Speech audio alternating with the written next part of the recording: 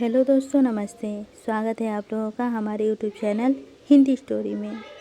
हम लोग गुनाहों की देवता का सीरीज आज समाप्त कर देंगे। आज उसका उपसंहार है। इसके पहले के सभी एपिसोड हमने कवर कर दिया है। ये एक भाग जो बचा हुआ था उसे आज हम लोग समाप्त कर देंगे।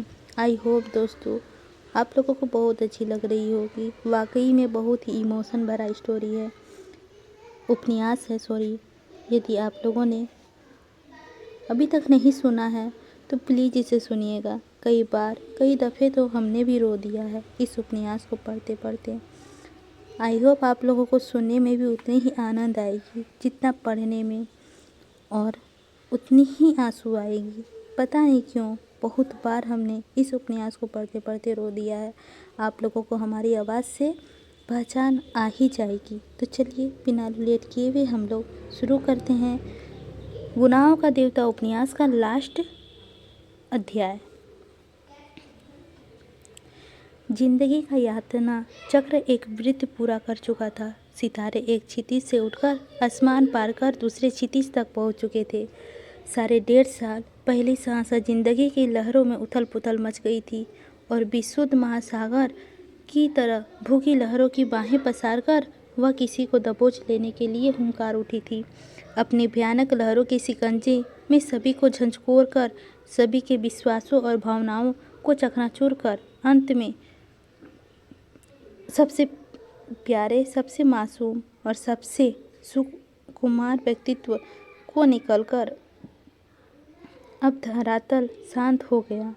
तूफान थम गया, बादल खुल गए थे और सितारे फिर आसमान के घोंसलों से भयभीत विरह शावकों की तरह झांक रहे थे। डॉक्टर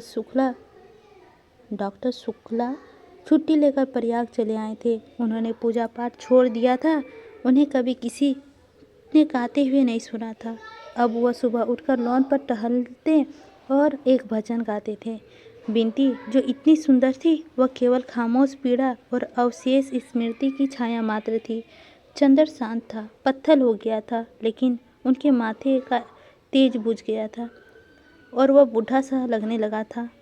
और यह सब केवल 15 दिनों में।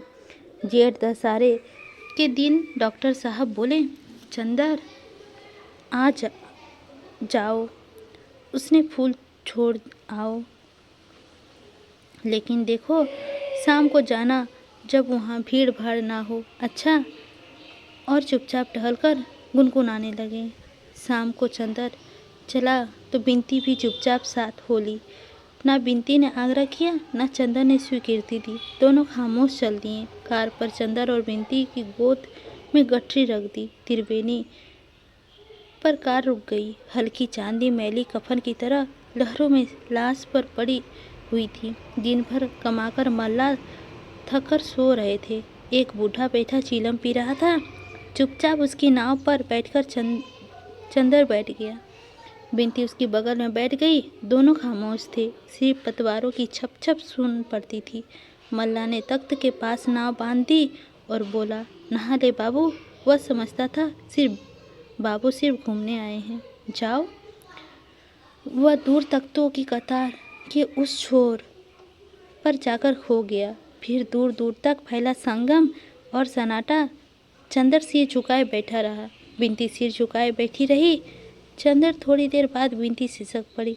चंदर ने सिर उठाया और फौलादी हाथों से बिंती का कंधा झकझोर बोला, बिंती यदि रोई तो यहीं फेंक देंगे, उठाकर कमबख्त अभागी। बिंती चुप हो गई।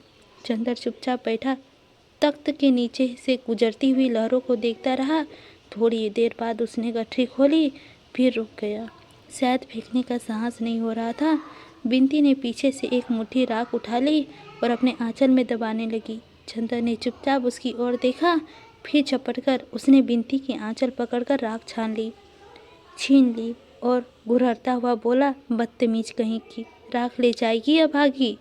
और झट से कमरे सहित राख फेंक दी और अग्निय दृष्टि से बिंती की ओर देखकर फिर सिर झुका लिया। लहरों में राख एक जहरीले पनियाले सांप की तरह लहराती हुई जा रही थी। बिंती चुपचाप सिसक रही थी। नहीं, चुप होगी। चंदर ने पागलों की तरह बिंती को ढकेल दिया। बिंती ने बांस पकड़ लिया और चीख पड़ी। चीख से चंदर जैसे होश में आ गया।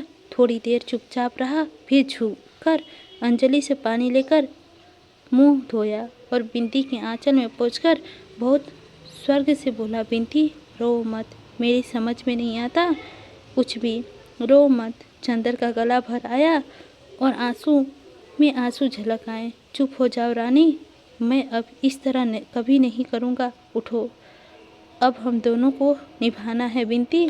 चंदर ने तख्त का छीटा छपटी की बिखरी हुई राख चुटकियों में उठाया और बिंती के मांग में भरकर मांग चूम ली।